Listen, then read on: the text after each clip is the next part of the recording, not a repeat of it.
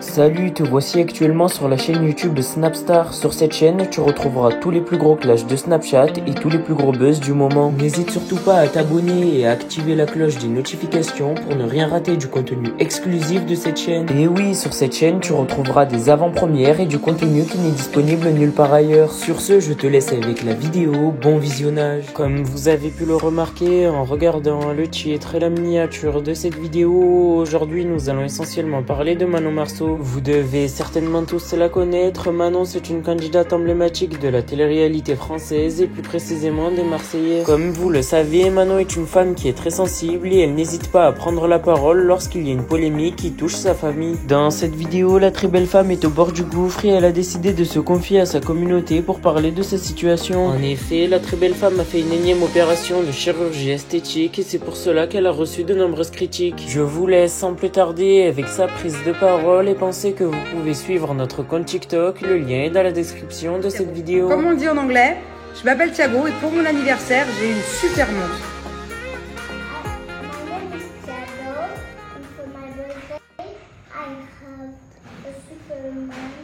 Non, super montre?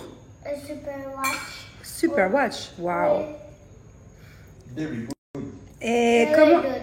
Et comment on dit il faut que j'aille dormir parce que demain j'ai école. I need to go sleep. I need to go sleep because tomorrow I have school. Okay, oh my god! Allez, good night alors. Il est tard mon cœur. Abba filme le petit lézard qui est là-bas. C'est pas un lézard, c'est une cigale. Non, c'est un lézard.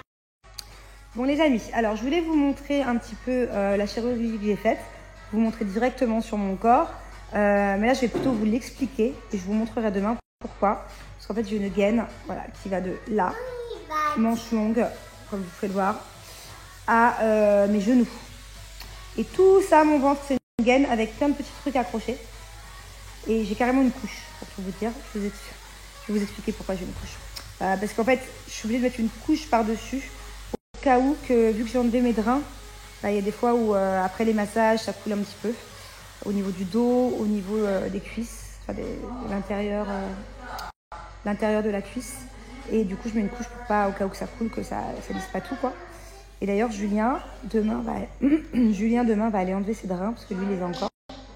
Le pauvre, ça fait 8 jours qu'il a 3 drains. Et il va les enlever. Et lui aussi, du coup, il va devoir mettre des couches pendant plusieurs jours, le temps que tout se rebouche. Donc voilà, pour tout vous dire, Bon, donc voilà, pour tout vous dire, pour être transparente avec vous, c'est tout sauf sexy, mais je suis en couche pour adultes. D'ailleurs, ma fille se moque de moi tous les jours, parce que du coup, elle me voit en couche. Et Julien va devoir mettre des couches aussi, donc on va être beau. Promis, je vous jure, demain, on vous fait une photo en couche. Qu'est-ce que je voulais vous dire? Ouais, donc je vais vous expliquer ce que j'ai fait, et je vous montrerai le résultat de demain, parce qu'en fait, il faut que j'enlève ma gaine. Je mettrai une culotte et un soutif ou un jogging pour vous montrer un peu. Enfin, un jogging, on verra pas. Mais là, j'ai trop la flemme. Je suis trop faible pour enlever tous mes petits trucs de ma gaine. Pour enlever ma gaine, pour vous montrer après la remettre. Le plus dur, c'est de la remettre surtout. Donc, je vais en profiter que demain, l'infirmière me déshabille pour vous montrer un peu de quoi je vous parle. Parce que là, du coup, je vais vous expliquer. Bon, alors, je vous explique. Moi, ça fait quand même très longtemps que je suis un peu complexée sur mes hanches. Les seules fois où j'ai eu des hanches dans ma vie, c'est quand j'étais enceinte de mes enfants. Chaque fois que je suis enceinte, j'ai des jolies hanches. Et sinon, je n'en ai pas du tout. Et en plus de ne pas en avoir, parce qu'à la limite, si j'en avais pas eu, bon, je trouve ça pas beau du tout, ça me dérange pas. Mais moi, carrément, j'ai des creux au niveau des hanches, de base. Donc, au lieu de faire carrément droit ou de faire un peu comme ça, sur le côté, vous voyez, moi, carrément, j'ai un creux. Et vu que j'ai fait refaire mes fesses et que j'ai quand même de grosses fesses, enfin, elles sont pas énormes, mais j'ai quand même des fesses, ça faisait très bizarre de ne pas avoir de hanches et d'avoir des fesses. Bref.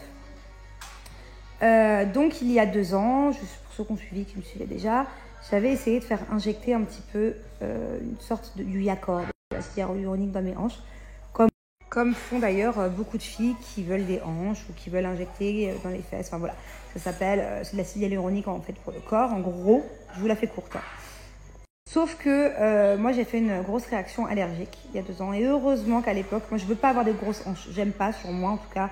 Je trouve pas ça beau des grosses hanches. Je voulais juste avoir des hanches normales, comme le commun des mortels, comme à peu près toutes les femmes Je voulais pas avoir des grosses hanches. Non, je veux juste pas avoir de creux, quoi. Et donc, je me suis fait injecter il y a 2 ans et j'ai fait une grosse réaction allergique. 1 mois après, je m'être fait injecter, pas tout de suite après. 1 mois après, je suis arrivée en France, c'était l'été. Mes hanches avaient triplé. Elles étaient brûlantes. J'avais de la fièvre, j'avais 41 de fièvre. Mes hanches étaient brûlantes. Je vous jure que c'est vrai.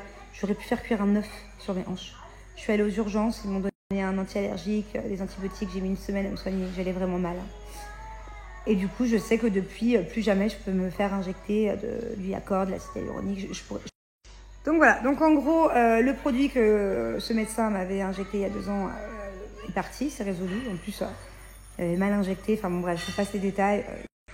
Pareil, vous ne faites pas injecter n'importe où parce que je vous jure que ça peut vite tourner au cauchemar. Hein. Faites attention. Parce que je sais de quoi je parle, c'est pour ça que je vous dis ça. Autant j'ai connu dans ma vie des bons dermatos, des bons chirurgiens, mais autant j'en ai connu des complètement nazes. Bref, donc du coup, me voilà rebelote avec mes trous au niveau des hanches. Et quand Julien s'est décidé à faire sa chirurgie, je me suis dit, bon, de toute façon, il va souffrir dans le lit pendant 1 mois. Dans la chambre, ça va être un peu médical. Et je me suis, à la dernière minute, vraiment, je me suis dit, bon, bah voilà, est-ce que je vais pas essayer de trouver un peu de graisse dans mon corps, juste pour avoir de quoi combler les petits trous sur le côté de mes hanches, quoi. Et le problème, c'est que j'avais pas non plus tant de gras que ça. Il y en a beaucoup qui me disent, oui, mais pourquoi t'as fait une lipo? T'avais rien, t'avais pas de ventre, t'avais rien. Donc, il a fallu trouver du gras. Donc forcément, il y avait quand même du gras dans le ventre. Hein. Je vous assure que j'avais un ventre plat, mais à la fin du ventre, en fait, un tout petit bidon. Ça dépendait des fois. Des fois, il est plat. Des fois, quand je mange beaucoup, je me laisse aller. Surtout là, en Italie, j'avais quand même un petit bidon.